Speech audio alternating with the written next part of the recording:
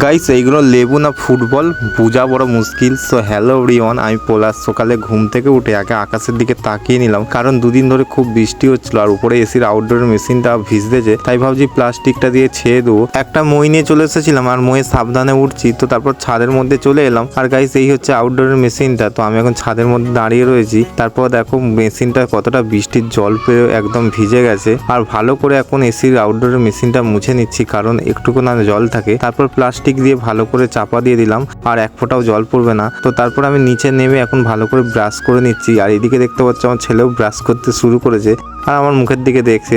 আর বৌদি দেখতে পাচ্ছ এখন কাপড়ের কাজ করছে, এখন আঠা বস করাচ্ছে। আর ভাইপো চিন্তা করছে চা খাবো কি খাবো না, তাই বসে বসে চিন্তা করছিল। আর আমি এদিকে 1 কাপ চা আর বিস্কুট নিয়ে নিয়েছি, আর বিস্কুটগুলো খেতে শুরু করে দিয়েছি। তারপর চা খাওয়ার পর গাইস আমার ছেলের একটা খেলনা দেখো, পুরো প্লেনের মতন লাগছে। আর ব্যাগ থেকে খেলনাগুলোকে সব নিয়ে বিছানার মধ্যে রাখছে। আর আমি এখন চলে এলাম একটা বাগানে। আর দেখো আমাদের এখানে লেবু দেখো একদম ফুটবলের মতন।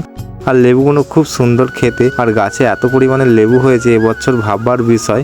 তো কেমন লাগলো তোমাদের এই ভিডিওটা, কমেন্টে একটু মতামতটা জানাবে। ভিডিওটা ভালো লাগলে চ্যানেলটা সাবস্ক্রাইব করে দিও গাইস। টাটা, সবাই ভালো থাকবে।